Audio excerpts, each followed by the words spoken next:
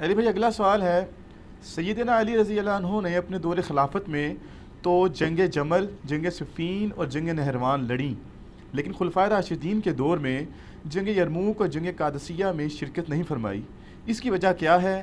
Please وضاحت فرما دیں۔ دیکھیں میں اس سوال کو نیگیٹو نہیں لیتا، پازیٹیو ہی لیتا ہوں، یقیناً اچھی انٹینشن سے کسی نے پوچھا ہوگا، لیکن میں جان کی امان پاؤں تو اس کے اوپر صرف اتنا عرض کروں کہ کیا قادسیہ اور یرموک حضرت عمر نے لڑی ہیں خود؟ وہ تو خلیفۃ المسلمین تھے، تو یہ کہیں گے نہیں لڑی۔ تو ان سے پوچھے اس کی وجہ کیا تھی؟ وہ کہیں گے اس لیے کہ وہ مسلمانوں کے امیر تھے، وہ آگے جا کے شہید ہو جاتے تو پیچھے مسلمانوں کی جمعیت ٹوٹ جاتی۔ یہ بھی وہ کہے گا جس کو تھوڑا بہت کوئی علم ہوگا تاریخ کا، باقی تو منہ ہٹ کے بیٹھ جائے گا کہ سوال کرتا ہے۔ تو اور حقیقت بھی یہی ہے، آپ کو پتہ ہے کہ سیدنا عمر خود قادسیہ لڑنے کے لیے جا رہے تھے، کیونکہ یرموک سے زیادہ سخت جنگ قادسیہ کی ہوئی ہے۔ اس کی وجہ یہ تھی کہ جو رومن امپائر تھی نا، ان کے آج کی جس طرح آپ سمجھ لیں امریکہ، صدیوں سے وہ ورلڈ چیمپئن تھے، سپر پاور تھے، اگر ان کو کوئی چیلنج کرتی تھی تو پرشین امپائر کرتی تھی، لیکن وہ چونکہ چیمپئن تھے، ان کے فوجی مراد کے اور آسانیوں کے عادی ہو چکے ہوئے تھے۔ لیکن جو پرشین امپائر تھی نا، یہ چونکہ عرب کے نزدیک تھی، جس طرح عرب کے لوگ ٹف جنگجو تھے نا ریگستانوں کے، تو جو یہ فارس کے لوگ تھے نا، ایران کے، پرشین امپائر کے، یہ بھی ان کے لیول کے ٹف لوگ تھے، بلکہ ان کے پاس تو ہاتھی بھی تھے، عرب کے گھوڑے تو ہاتھی دیکھ کے ہی بھاگ جاتے تھے۔ بڑی مشکل سے پھر مسلمانوں نے 8,500 مسلمانوں کی قربانی سے قادسیہ جیتی گئی ہے۔ وہ آپ عمر سیری سر دیکھیں تو آپ کو پتہ چلے قادسیہ کیا ہوئی ہے۔ تو نہج البلاغہ میں مولا علی کا ایک خطبہ موجود ہے، جو میں نے جو ہے مسئلہ 162A میں بیان کیا تھا، کلپ لاکھوں لوگوں نے دیکھا ہے، خلفائے ثلاثہ کی شان میں مولا علی کے خطبات، 5 خطبات، ان میں سے اب یہ شیعہ کی کتاب کے اندر خطبہ موجود ہے۔ سنی تو ویسے ہی مانتے ہیں کہ حضرت عمر نے مشورہ لیا کہ میں قادسیہ کے لیے خود جانا چاہتا ہوں، بڑی جنگ ہے، میں خود لیڈ کروں۔ لیڈ کرنے سے یہ ہوتا ہے کہ پھر وہ نچلے لوگوں کا مورائل بلند ہوتا ہے۔ تو حضرت علی نے آ کے ان کو سمجھایا، اور بڑے زبردست الفاظ ہیں، ورڈ بائی ورڈ میں نے اس میں پڑھے ہیں نہج البلاغہ سے۔ وہ کہتے ہیں کہ تم جو نا اس وقت مسلمانوں کی، جس کو ہم وہ کہتے ہیں نا، وہ قلعہ ہو، یعنی جب کسی جانور کو بھاگنے سے بچانا ہونا تو اس کو ایک قلعے کے ساتھ باندھا جاتا ہے، وہ سینٹر ہوتا ہے۔ قلعہ قائم ہے تو جانور قائم ہے، قلعہ اکھڑ گیا تو گیا۔ تو ان کا تم مسلمانوں کا اس وقت سینٹر ہو، اگر تم مارے گئے تو پیچھے مسلمانوں کی جمعیت بکھر جائے گی، تم اپنی جگہ کسی اور کو بھیج دو۔ سعد بن ابی وقاص کو بھیجا گیا رضی اللہ تعالیٰ عنہ۔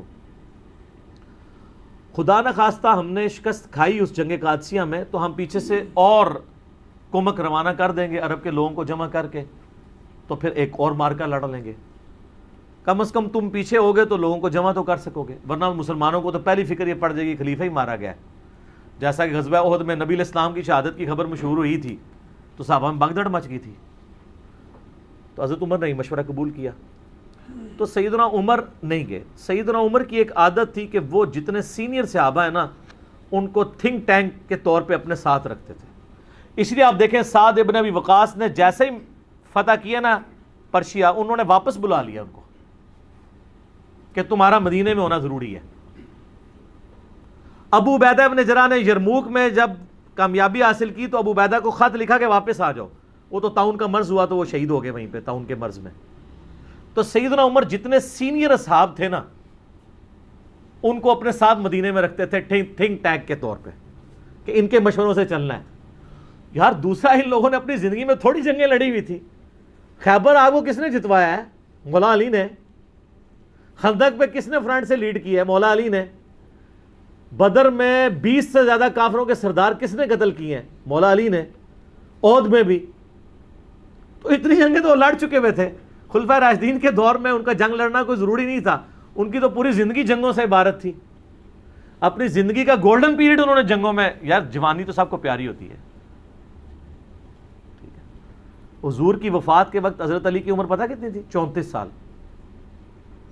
اور جتنی آپ جنگی کارنامے سنتے ہیں وہ 34 سال سے پہلے کے تھے. میری 42 سال ہونے والی ہے, آپ اندازہ کر لیں.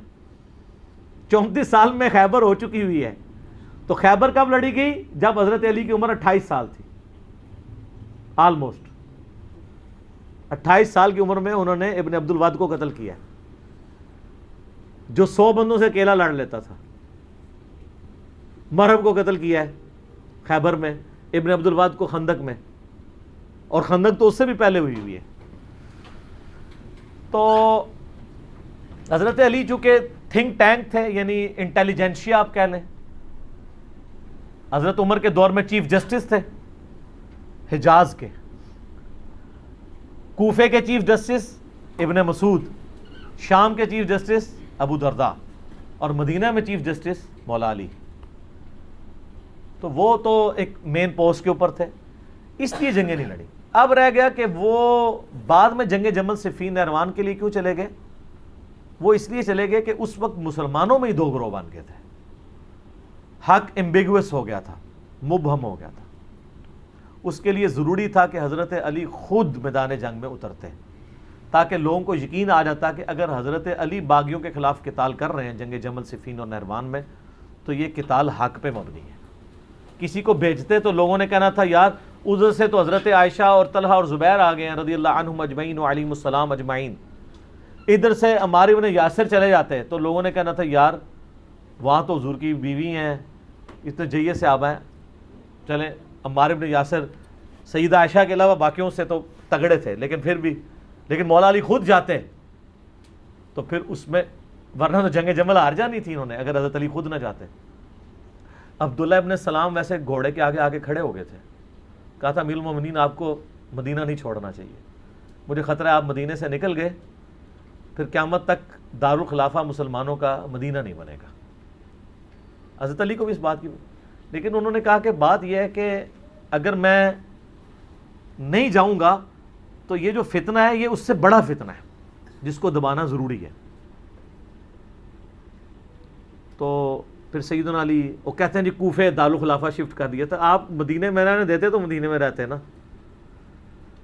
قصاص عثمان کے لیے آپ مجھے پاکستان میں بتائیں, یہاں پہ بھی دھرنا دینے والوں کو اتنی تمیز ہے کہ دھرنا کدھر دیتے ہیں؟ پشاور میں دیتے ہیں, کراچی میں, اسلام آباد میں. کیوں؟ کیپٹل سٹی ہے. تو خلفائے راشدین کے دور میں کیپٹل سٹی کون سا تھا؟ مدینہ. لیکن دھرنا دینے والے بصرہ اور کوفہ پہنچ گئے, 1000 کلومیٹر دور, کہ ہم خود بدلہ لیں گے, قانون کو ہاتھ میں لیں گے. تو پھر حضرت علی کی مجبوری تھی کہ آپ بھی ادھر چلے جاتے. پھر کوفہ ایک فوجی چھاونی تھی جہاں سے سب کو کنٹرول کیا جا سکتا تھا, رومن امپائر کو بھی جو گر چکی تھی اور پرشین کو بھی, وہ سینٹر میں. اس لیے حضرت عمر نے اپنے دور میں سے فوجی چھاونی ڈکلیئر کیا تھا. بہرحال پھر حضرت علی کے جانے کی وجہ سے یہ معاملات سیدھے ہوئے, تو ان کی مجبوری تھی جانا, ورنہ لوگوں کے لیے معاملات ایمبیگوس ہو جانے تھے. آج تک نہیں لوگوں کو سمجھ آ رہی. تو اس زمانے میں جنہوں نے لڑنا تھا انہوں نے کیا لڑنا تھا؟ صحیح بخاری میں موجود ہے نا, حضرت عمار بن یاسر کو مولا علی نے بھیجا. بخاری کے الفاظ ہیں, وہ ممبر کی نچلی سیڑھی پہ بیٹھے اور حسن ابن علی کو اوپر والی سیڑھی پہ رکھا تاکہ سب لوگ دیکھ لیں جنتی نوجوانوں کا سردار بیٹھا ہوا ہے, مولا علی کا بچہ. اور کہا لوگو اللہ نے تمہیں آزمایا ہے, ایک طرف دنیا اور آخرت میں تمہارے نبی کی بیوی ہیں, رسپیکٹ کم نہیں کی, آخرت جنت میں بھی عائشہ حضور کی بیوی ہیں, لیکن اللہ نے تمہیں آزمایا ہے کہ تم عائشہ کی اطاعت کرتے ہو یا اللہ کی اطاعت کرتے ہو, کیونکہ اولو الامر منکم اس وقت مولا علی ہیں اور ان کی اطاعت اللہ کی اطاعت ہے. اطیعوا اللہ واطیعوا الرسول واولی الامر منکم. تو جب یہ سینیریو اس وقت مولا علی کی مجبوری تھی وہاں سے نکلنا. اور آپ دیکھیں انہوں نے بعد میں پھر کوئی ان کے ساتھ زیادتی بھی نہیں کی. جمل میں جو دوسری طرف سے مرے ان کے جنازے بھی پڑھائے ہیں, ان کی عورتوں کو لونڈیاں نہیں بنایا, خود سیدہ عائشہ کو عزت اور احترام کے ساتھ وہاں سے رخصت کیا ہے. تو یہ کہنا کہ حضرت علی نے جنگیں نہیں لڑی ہیں, حضرت علی نے تو آپ کو سپر پاور بنوایا ہے, ٹھیک ہے, اس کے بعد بھی سب کچھ بنا کے آپ کے حوالے کیا ہے, تو آرٹیکل پھر بھی نہیں سامنے آ گیا. اور جب برا وقت آیا پھر بھی حضرت علی کے گاٹے فٹ ہوا ہے اور الٹیمیٹلی ان کو بھی شہید کر دیا گیا.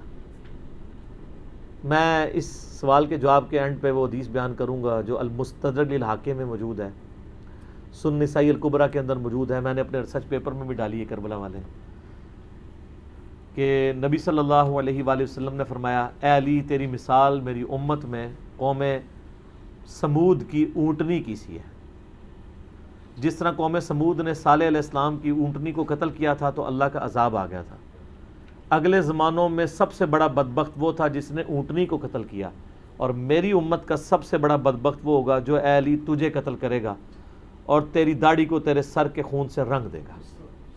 استغفر اللہ و اتوب الیہ۔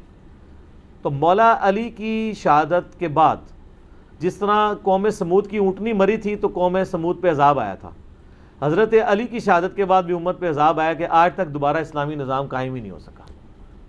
آج آپ جتنی حکمرانوں کو گالیاں نکالتے ہیں اور آپ جناب 1400 سال سے دعا مانگ رہے ہیں اللہ عمر جیسا حکمران نصیب فرما، تمہاری دعاؤں ہوں تک نہیں قبول ہو رہی ہیں، اسے کام ہی بڑا بڑا پایا ہے، بہت بڑا جرم آپ نے کیا ہوا ہے۔ تو لیکن اب آپ دیکھیں تبدیلی آ رہی ہے، اب لوگوں کو یہ پتہ لگنا شروع ہو گیا کہ واقعی یار کام ڈالا ہے، اور یہ تبدیلی اسی دور میں کیوں آئی ہے، پہلے تو یہ نہیں تھی۔ اب یعنی بچہ جو ہے وہ جمل صفین نہروان ڈسکس کر رہا ہے، ہمارے تو ابوں کے علماء کو بھی نہیں تھی پتہ۔ کیوں؟ اسلام کی دہشت ثانیہ کے لیے ضروری ہے کہ امام مہدی کے آنے سے پہلے لوگوں کو جمل صفین نہروان سمجھ آئے اور اہل بیت کا مقام سمجھو، ورنہ جب آ کے حضرت امام مہدی کے یوٹیوب پہ ویڈیوز چڑھنی ہے کہ علی حق پہ ہے تو انہوں نے کہنا یہ شیعہ ہے، تو کہاں سے ان کی بیعت کرنی ہے؟ ان سے پہلے ہی کام ختم ہو چکا ہوگا ہماری ویڈیوز کی برکت سے، یا جدھر لوگ آپ عرب میں چلے جائیں، عدنان ابراہیم ہے، سنی ہے، اکیلے بندے نے تل پٹ کر کے رکھ دی ہر چیز، صحیح فصیح اللسان عربی زبان میں ان کی ویڈیوز رکھی ہیں، انگلش سب ٹائٹل میں آپ کو ملیں گی، حالانکہ ٹائی لگاتا ہے وہ بندہ، فلسطین کے پناہ گزین کیمپوں میں اس کی پرورش ہوئی ہوئی ہے، دنیاوی طور پہ بھی وہ پی ایچ ڈی ہے۔ اور آپ ذرا خلافت و ملوکیت کے اوپر، وہ تو مودودی صاحب کو کی کتابوں کو کوٹ کرتا ہے، الخلافہ والملک، آپ بتا عربی میں ترجمہ ہوا ہے خلافت و ملوکیت کا الخلافہ والملک کے نام سے۔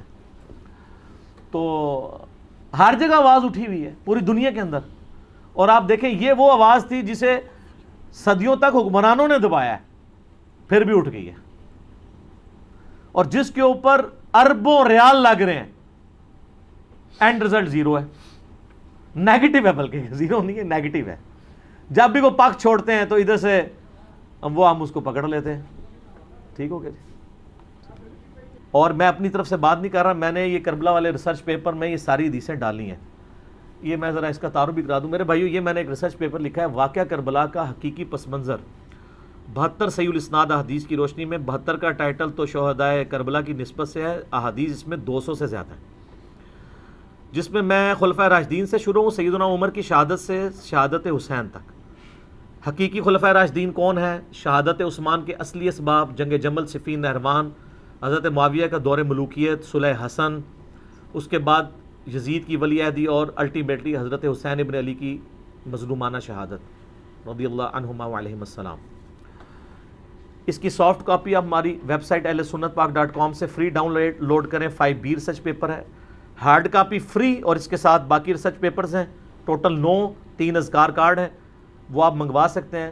صبح 9 سے مغرب تک ہماری اکیڈمی کا نمبر کھلا ہوتا ہے، +92 کے کوڈ کے ساتھ 3215900162، اور پاکستان سے کریں گے تو 032159000162، کال کریں، اپنا ایڈریس ٹیکسٹ میسج کریں، فری کاپی آپ کے گھر آ جائے گی، ایک کاپی تو ہم سب کو فری دیتے ہیں۔